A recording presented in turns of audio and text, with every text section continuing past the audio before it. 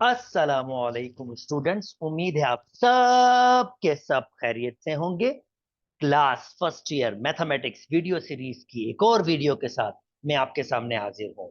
Chapter हमने start किया है सीक्वेंस एंड सीरीज, और हमने इसकी पहली वीडियो में सीक्वेंसेस के बारे में डिस्कस किया था। जरूर जरूर जरूर देखिएगा वो वीडियो, क्योंकि आपको इस वीडियो को और बेहतर समझने में मदद मिलेगी। ओके, आज हम बड़े इंटरेस्टिंग किस्म के सीक्वेंसेस काम करना चाह रहे हैं, और उनका नाम होता है अर्थमेटिक सीक्वेंसेस। चलो गैस करते हैं। मैं कुछ सीक्वेंसेस लिखता हूं जी, मैं कह रहा हूं कि वो अर्थमेटिक सीक्वेंसेस है। आप मुझे बताइएगा कैसे, क्या खासियत है कि हम इसको अर्थमेटिक सीक्वेंस कह रहे हैं। फॉर एग्जाम्पल 2, मैंने लिखा 2, और उसके बाद मैंने लिखा 5, और फिर लिखा 8, और फिर मैंने लिखा 11 and 14 and so on. Okay, gas कर लिया होगा आपने कि इन सीक्वेंस की खासियत क्या है। चलें एक और देते हैं आपको। 4, 4, 9, ओके जनाब, और 14 एंड 19 एंड सो ऑन। मेरे ख्याल में अब तो आपने यकीनी तौर पर गैस कर लिया होगा कि ये कौन सी सीक्वेंसेस होती हैं। बिल्कुल ठीक, इनमें कॉमन डिफरेंस सेम होता है। 2, 5 मतलब इसमें 3 का है, इसमें भी 3 का गैप है, इसमें भी 3 का गैप है, इसमें भी 3 का गैप है, और नोटिस कीजिए इसमें 5 का गैप है, इसमें 5 का गैप है, इसमें 5 का गैप है। यस, यानी इसमें आपके पास कॉमन डिफरेंस सेम होता है, और इसी कॉमन डिफरेंस को एक नाम दिया जाएगा यहाँ पर, जिसे हम, यानी कॉमन डिफरेंस को एक नाम दिया जाएगा इन जनरल, जैसे मैं कहूंगा डी, यानी मैं इसको नाम दूंगा डी।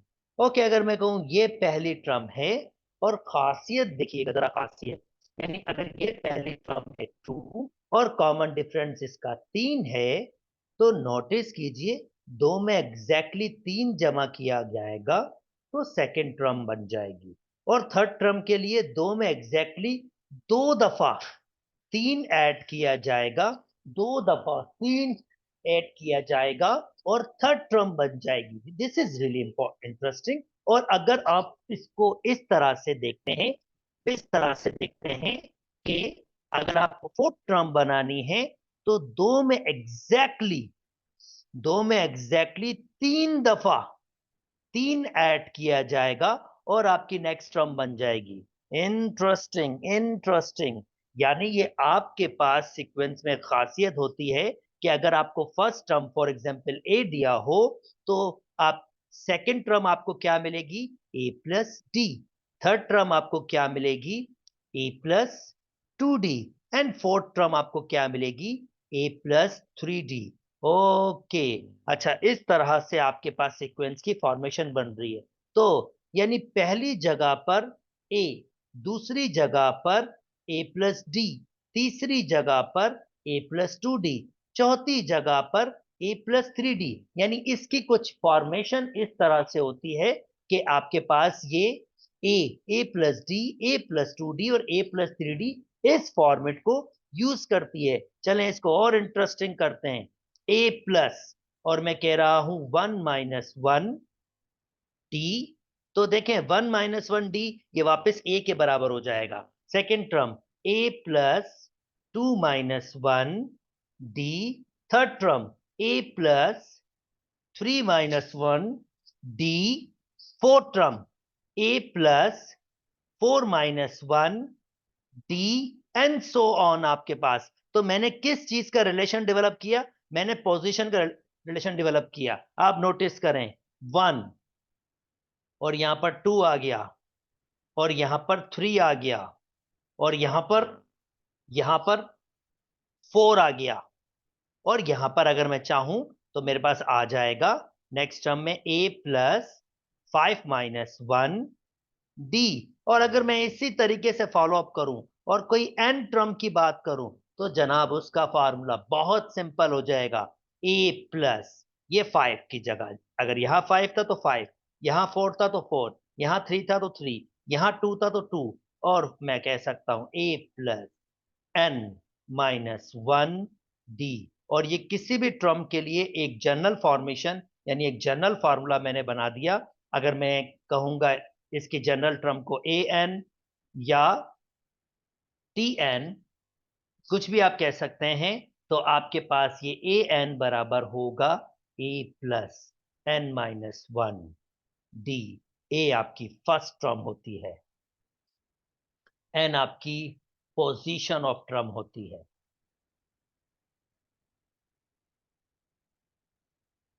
और डी आपका कॉमन डिफरेंस होता है। और ए एन या टी एन ये आपके पास लास्ट टर्म, कुछ लोग कहते हैं लास्ट टर्म, कुछ कहते हैं जनरल टर्म, कुछ कहते हैं एनी टर्म, आप जो चाहे नाम दे सकते हैं।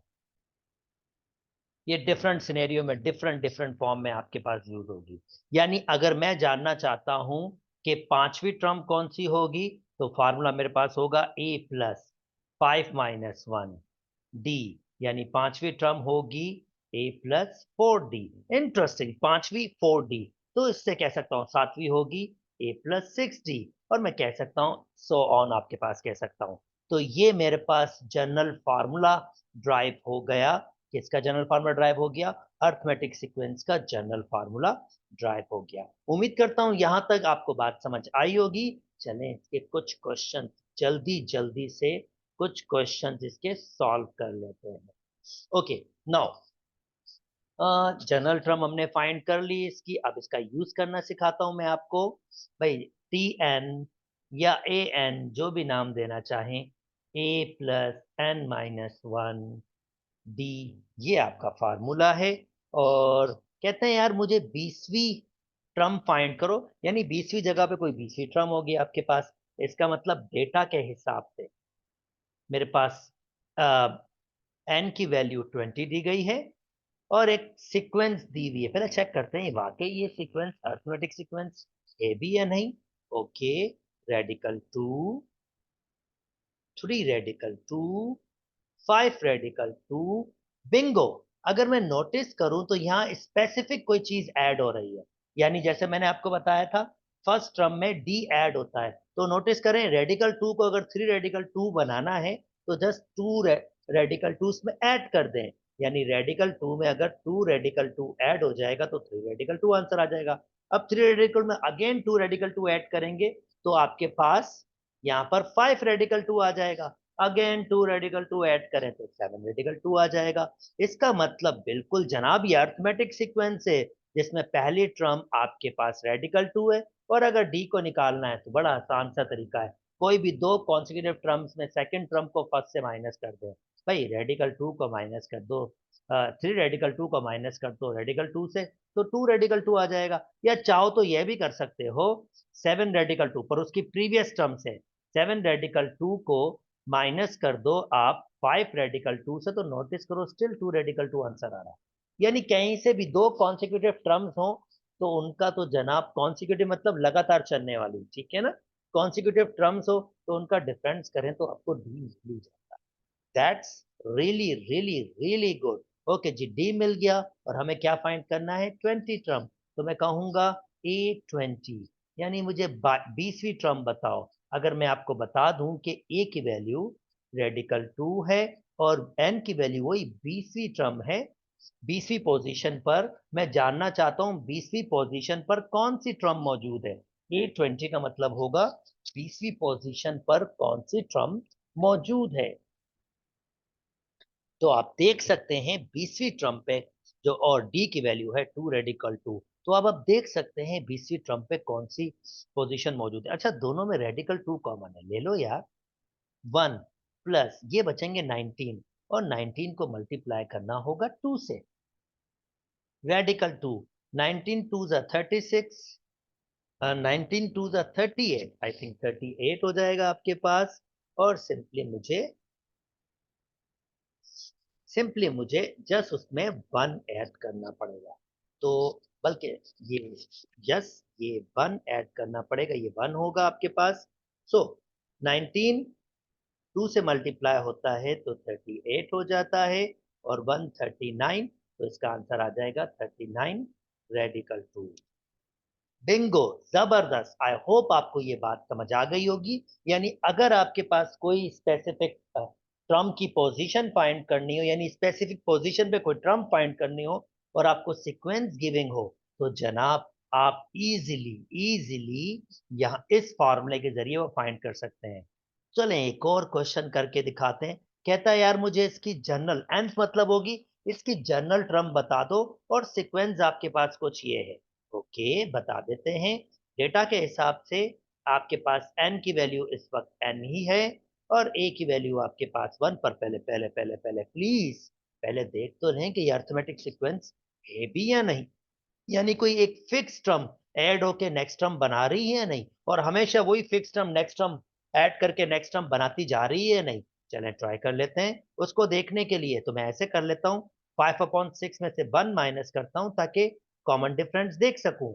तो जनाब इस वक्त मेरे पास 6 एलसीएम 5 - 1, तो अगर मैं नोटिस करूं तो मेरे पास आंसर 1/6 आ रहा है। अच्छा जी, ये तो खाली मैंने माइनस करके देखा है, मुझे नहीं पता कि -1/6 नेक्स्ट टर्म देगा या नहीं देगा। ओके जनाब, अगर 1 में माइनस करूंगा यानी ऐड माइनस ही होगा, यहाँ पर एक किस्म की एडिशन ही हो रही है। फर्स्ट टर्म में अगर मैं ये ऐड करता हूं तो 6 - 1/6 5/6 बिंगो, सेकेंड टर्म आ रही है। और अब मैं 5/6 में माइनस करता हूं यानी ये एक किस्म की एडिशन ही हो रही है। 1/6 यानी कॉमन डिफरेंस, 6 आपके पास है, 5 तो ये हो जाएगा 5 - 1, दैट मीन्स 4/6। और दोस्तों आंसर आ रहा है 2/3। बिल्कुल जी 2/3 है। तो मान लो जनाब, मान लो कि ये वाकई ही अर्थमेटिक सीक्वेंस है। अब जल्दी जल्दी से इसकी जनरल टर्म फाइंड कर लेते हैं। तो जनाब इसका फार्मूला आपके पास है, टी एन बराबर होता है A plus N minus one D. और टी एन भैया जनरल टर्म है, एन की वैल्यू एन ही रखो। ए आपके पास दिया हुआ है यहाँ पर 1 प्लस एन माइनस वन, और डी की वैल्यू माइनस के 1/6। चलें जी इसको सिंप्लीफाई कर लेते हैं। 1 माइनस से मल्टीप्लाई करूंगा, -1/6, और जल्दी जल्दी एलसीएम ले लेते हैं 6। और मैं इसको थोड़ा सा रीअरेंज कर लेता हूँ जस्ट सेक ऑफ, 1 को पहले लिख लेता हूँ, एन को बाद में लिख लेता हूँ। ठीक है। अच्छा, और ये प्लस साइन में दे देता हूँ जो वैसे साइन ऑलरेडी मौजूद था। 6 एलसीएम आ जाएगा 6। अब जिसके पास नहीं है जनाब, उससे 6 मल्टीप्लाई कर दिया और जिसके पास था उसको वैसे ही रखा। और फाइनल आंसर जनाब, फाइनल आंसर आपके पास आ जाएगा 6 और 1 7 -n/6। और ये इसकी जनरल टर्म आ गई। जनरल टर्म का फायदा बहुत फायदा है। जैसे फॉर एग्जांपल अगर मैं इसकी चौथी टर्म फाइंड करना चाहूंगा तो जस्ट मुझे 4 लिखना होगा। और देखिए क्या होता है, 7 - 4 डिवाइडेड बाय 6 T4। 7 में से 4 जाएंगे 3/6। और आंसर क्या आ रहा है चौथी टर्म का 1/2। और आप नोटिस करें चौथी टर्म वाकई 1/2 है। इसका मतलब मैंने जनरल टर्म बिल्कुल सही बनाई है। चलें जल्दी से कुछ और क्वेश्चन सॉल्व करते हैं मजे मजे के इसके। ओके नाउ कहता है कि how many terms are there in AP. इस एपी यानी अर्थमेटिक प्रोग्रेशन या अर्थमेटिक सीक्वेंस में अगर अ, आपके पास ये टर्म स्टार्ट यहां से हो रही हो और एंड यहां पर हो रही हो, यानी 11 18 25 और कहां तक जाए 207, तो कह रहा है कि यार ये टोटल टर्म्स बता दो। तो टोटल टर्म्स बता दो, वेरी गुड अभी बता देते। पर शर्त ये है कि पहले चेक कर लें कि बाकी अर्थमेटिक सीक्वेंस है भी या नहीं। तो जनाब देखूं, ओके 11 और 18 इसका मतलब 7 का गैप है। 18 और 25 7 का गैप, मान लो जनाब ये अर्थमेटिक सीक्वेंस है।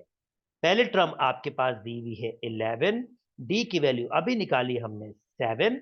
और अब मैं फाइंड करूंगा इसकी फार्मूला। ओके इसका फार्मूला जनाब हमारे पास होता है टी एन बराबर होता है A plus N minus one D. Okay चले जी नेक्स्ट स्टेप देख लेते हैं हमारे पास।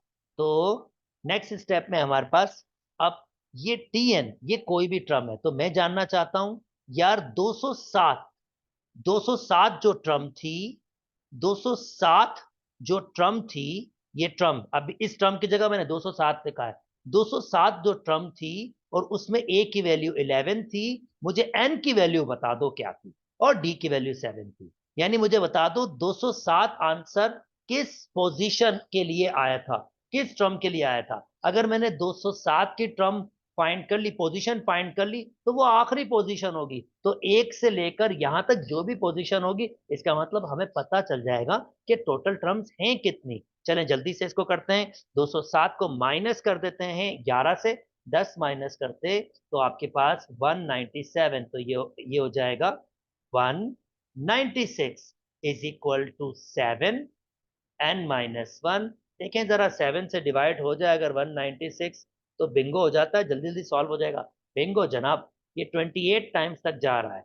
n माइनस वन, वन वहां शिफ्ट कर दें, तो भाई बता दीजिए 29 हो जाएगा। बता दीजिए कि 207 जिस पोजीशन पे था वो 29th पोजीशन थी, वो पोजीशन थी 29th पोजीशन। वीडियो को रोक दें और जल्दी से इसको सॉल्व करें, और जब आप इसको सॉल्व करें तो जरूर इसका आंसर कमेंट में मुझे बता दीजिएगा कि इसके आपके पास ये कौन सी टर्म पे मौजूद था। और एक और चीज जो मुझे आपको यहाँ पर बतानी है, जो बहुत बहुत बहुत जरूरी है। फॉर एग्जाम्पल अगर आप ऐसे ही कुछ क्वेश्चन सॉल्व कर रहे हो और एन की वैल्यू, ये एन की वैल्यू आपके पास नेचुरल नंबर ना आए, ये नेचुरल नंबर ना आए, इसका मतलब ये होगा दोस्तों, अगर n की वैल्यू नेचुरल नंबर ना आए मतलब क्या आ सकता है, कोई नेगेटिव नंबर आ जाए, कोई फ्रैक्शन आ जाए, तो फिर आप कहेंगे सॉरी सॉरी सॉरी, ये specific term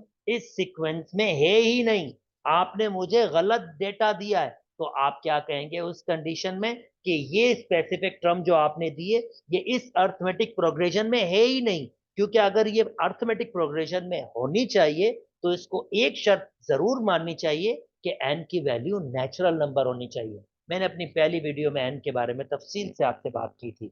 so I hope आप इसको खुद से इजीली टैकल कर सकेंगे। चलें जी, जल्दी से नेक्स्ट पे मूव कर जाते हैं और एक दो क्वेश्चन और सॉल्व करते हैं आप दोस्तों के लिए।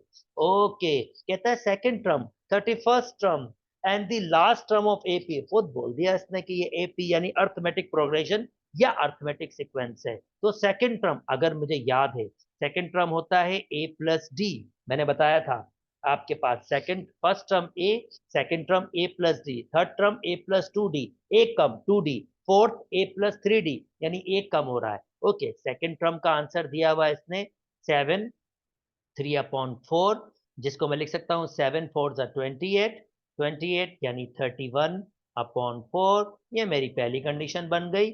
और ये कह रहा 30 ट्रम, ओके 30 ट्रम यानी कि ए प्लस 30 डी, वो किसके बराबर दिया हुआ है इसने 1/2 second. And the last term, मतलब लास्ट टर्म का मतलब होता है कोई भी टर्म, लास्ट टर्म का मतलब होता है nth टर्म, तो इसका मतलब a plus N minus one, पूरा ही लिखना भाई। अब मुझे पता नहीं है n की वैल्यू क्या है, तो मैं n माइनस वन ही लिखूंगा, यानी a plus N minus one, यानी जनरल टर्म या लास्ट टर्म या कोई भी टर्म, ये किसके बराबर दिया हुआ है, दो को 6 से मल्टीप्लाई करेंगे 12 और एक 13, माइनस के 13/2, ये मेरा थर्ड है। तो कहता है यार भाई साहब ऐसे करो, मुझे फर्स्ट टर्म निकाल के दिखाओ, find first term and the number of terms. Okay जनाब, अभी बताते हैं फर्स्ट टर्म और नंबर ऑफ टर्म कैसे निकाल सकते हैं। पहली इक्वेशन और दूसरी इक्वेशन आपके पास है, इसको अगर मैं सब्ट्रैक्ट कर दूं, यानी मैं कहूं सब्ट्रैक्ट 2 फ्रॉम 1, तो क्या होगा, A plus 30d is equal to 1/2 को माइनस करूंगा, A plus D is equal to 31/4, minus minus minus, subtraction कर रहा हूं, कैंसिल। 30d में से एक डी निकाल दो, क्योंकि इस साइन की अहमियत नहीं है, 30d में से एक डी निकाल दो तो 29d। और जनाब 1/2 में से आपको निकालना है 31/4। ओके, 29d को वैसे ही रख लेते हैं। इस भाई साहब का एलसीएम जो 4 आएगा, ये 2 से मल्टीप्लाई हो जाएगा, और इसके पास एलसीएम है तो ये वैसे ही रहेगा। 29d is equal to remaining कितना बच जाएगा 29/4 कैंसिल आउट हो गया। डी की वैल्यू आ रही है -1/4। बिंगो, डी निकाल लिया। कोई भी फ्रॉम कोई भी इक्वेशन यूज कर लें फर्स्ट और सेकंड में। फर्स्ट यूज कर लेते हैं जनाब, और मैं कहता हूं फ्रॉम सेकंड, सेकंड इक्वेशन में a प्लस 30 डी की वैल्यू -1/4 इज इक्वल टू 1/2। थोड़ा सिंप्लीफाई कर लेते हैं, ये माइनस हो जाएगा, प्लस माइनस माइनस, तो ये 15/2 हो जाएगा इज इक्वल टू 1/2। 15/2 वहां मूव कर लें, 1/2 में 15/2 यानी आधा ऐड करेंगे, 0.5 ऐड करेंगे 7.5 में, तो ये कंप्लीटली 8 हो जाएगा। और a की वैल्यू 8 निकाल ली है मैंने। अच्छा जी, मुझसे क्या कहा था, find the first term and the number of term. मुझे n भी फाइंड करना है, टोटल टर्म्स कितनी थी। चलें जी, वो यहां से निकाल लेते हैं, क्योंकि लास्ट टर्म मुझे गिविंग थी, ये लास्ट टर्म गिविंग है, तो जनाब इसको यहां से भी आंसर दे देते हैं इसको, कि ये कैसे होगा। ओके, सो a की वैल्यू मुझे मिल गई है 8, n की वैल्यू मुझे नंबर ऑफ टर्म्स ही तो फाइंड करनी है, और d की वैल्यू मुझे दी हुई है माइनस के 1/4 इज इक्वल टू माइनस के 13/2, यानी माइनस के 13/2 आपके पास दिया हुआ है। तो जल्दी जल्दी जरा सिंप्लीफाई कर लेते हैं इसको। तो जनाब n की वैल्यू फाइंड करनी है, n-1, या चलें ये माइनस और ये प्लस, -1 से मल्टीप्लाई कर दिया, divide by 4 is equal to minus के 13/2, और ये 8 को उधर शिफ्ट कर देते हैं, -n+1/4। जनाब एलसीएम ले लो, तो एलसीएम 13 वैसे ही रहेगा, ये 2 से मल्टीप्लाई हो जाएगा, this one -n+1/4 is equal to, दोनों के दोनों माइनस के हैं जनाब अली, तो अगर दोनों के दोनों माइनस के हैं तो हम इसको इसको ऐड कर लेते हैं, 6 और 3 9, 1 और 1 2, माइनस के आपके पास 29 तो नहीं 39 होने चाहिए थे, 13 और 16, चलें 29 ही, सॉरी 29/2, माइनस के ये कैंसिल कर सकते हैं आप 2 दफा, ठीक है। तो -n+1/2 इज इक्वल टू -29।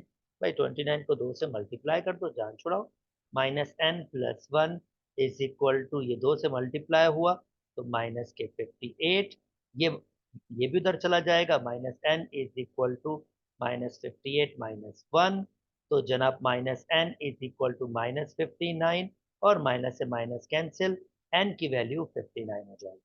उम्मीद करता हूं दोस्तों आपको एक लंबा चौड़ा सा क्वेश्चन जो मैंने आपके सामने करवाया आपको समझ आ गया होगा। चलें इसी वीडियो सीरीज का एक लास्ट क्वेश्चन सॉल्व करते हैं आप दोस्तों के लिए, और फिर आगे मूव करेंगे, नेक्स्ट वीडियो पे मूव करेंगे।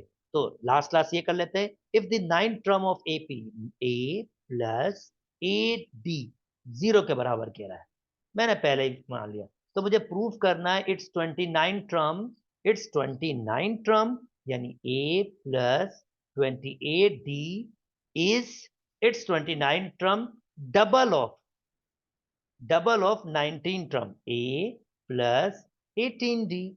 चले जरा जल्दी जल्दी इसको सिंप्लीफाई करते हैं और इस स्टेटमेंट को वेरीफाई करते हैं इसके जरिए। ओके, a प्लस 28d वैसे ही 2a प्लस 36d, तो जनाब इनको यहां ले आते हैं, ये a इधर आ जाएगा तो एक a बच जाएगा, ये इधर आएगा 2 और 4, तो जनाब 8d बच जाएगा। और देखिए मैंने प्रूव कर लिया, a प्लस 8d किसके बराबर आ रहा है, 0 के बराबर आ रहा है। सो ये स्टेटमेंट वेरीफाई हो गया, इसका मतलब जनाब ये बात बिल्कुल ठीक है। चले दोस्तों यहीं तक रख लेते हैं, उम्मीद करते हैं आपको वीडियो समझ आई होगी। इंतजार कीजिएगा नेक्स्ट वीडियो के लिए, नेक्स्ट वीडियो के लिए अगेन किसी नए टॉपिक के साथ स्टार्ट करेंगे, नेक्स्ट टॉपिक इसका स्टार्ट करेंगे। अपना बहुत बहुत ख्याल रखिएगा, अल्लाह हाफ़िज़।